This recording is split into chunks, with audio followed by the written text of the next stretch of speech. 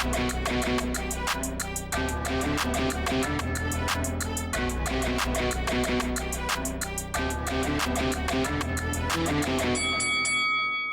guys, welcome to Boxing Squared for boxing news and views from around the internet. The young American prospect Jared Anderson is starting to make a name for himself in 2020, having a bit of a breakout year in my view. Currently 7-0 following a win just over this past weekend against Luis Pena, and that was on the Inoue undercard. And I'll come briefly to the action in that one, which was just one round, but it was a very impressive performance. And then on to a few other thoughts, because right now the 20-year-old Anderson currently 4-0 in the top-ranked bubble since June, one of the more active prospects. But we'll talk about that and the potential what next. But in terms of Luis Pena, he is a guy that Anderson fought on that Inoue undercard, and it was a pretty good performance. I was really impressed with what I saw. I didn't get to catch it live. This is why I'm covering it off now. But in terms of the action proper, it was all over in under a round. But he was all over Pena from the outset, bringing effective pressure. There was good power, good skills, good speed, no respite for Pena. And over the course of almost one full round, he almost let every shot in the book go, and Pena had no answer, ultimately beaten up, and the referee had to jump in.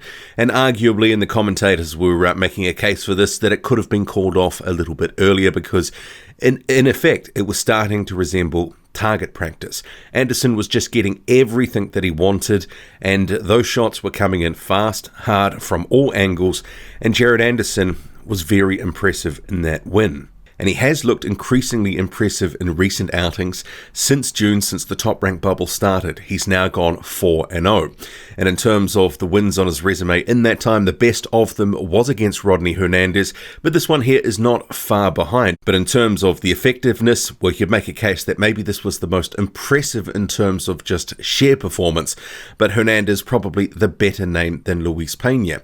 And it would be important to point out here, because Anderson has been having certain steps as he's been coming up the ranks here, that Luis Pena wasn't a guy that was just coming to fall down. He is a guy who has ambition. Recently had a very fun fight with Michael Polite Coffey, and another unbeaten heavyweight prospect, and that was a very fun fight. Michael Polite Coffey, who does hit hard, was taken 5 rounds by Pena.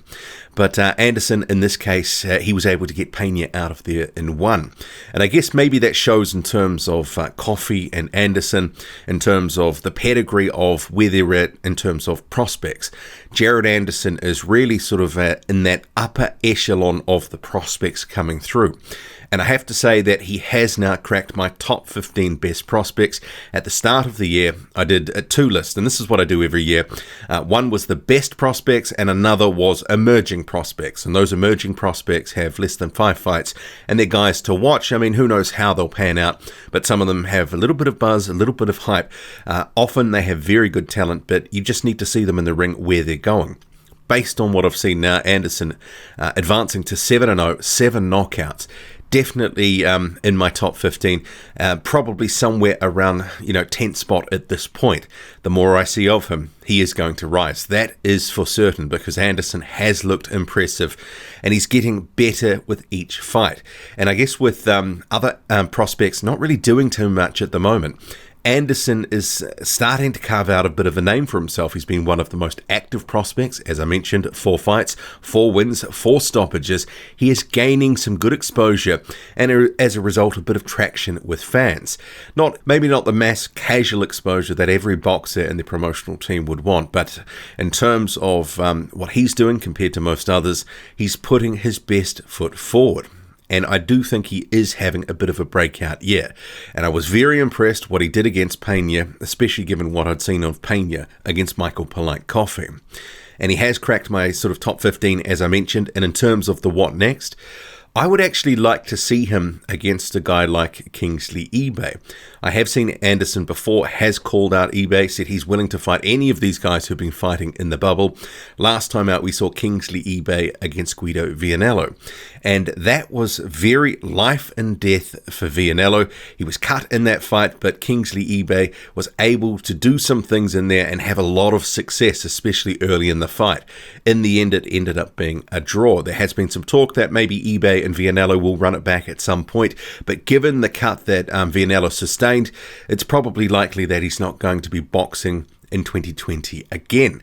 And Kingsley eBay, I'm sure, he's looking for paychecks, all that sort of stuff, and he has been himself, because he was a guy with limited amateur experience, been getting better, and each time we've seen him in the bubble, he's looked increasingly impressive. So I wouldn't mind seeing Anderson, who's currently 7-0 against eBay, because I think that represents that similar sort of test that Vianello had. Vianello maybe didn't pass that sort of test in the way that many people would have expected. But if these guys are going to get on to the next level, start to have some of those fringe contender level fights maybe at the back end of 2021, you need to start having them in against some of these more durable but also ambitious fighters. We need to see more coming back at them to see what they've really got. And every opportunity we've seen Anderson so far, he's made every post a winner. But Kingsley eBay, or somewhere there or thereabouts at that level, that's a decent fight, a decent test, and I think it would make for good viewing on TV. But what do you make of Jared Anderson and what he's been doing in 2020?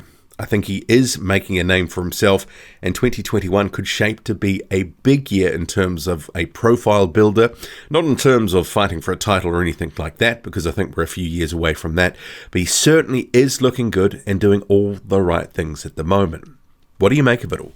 Drop a comment, loud and often, hit like, hit subscribe, follow me on Twitter, boxing_squared. I'm out.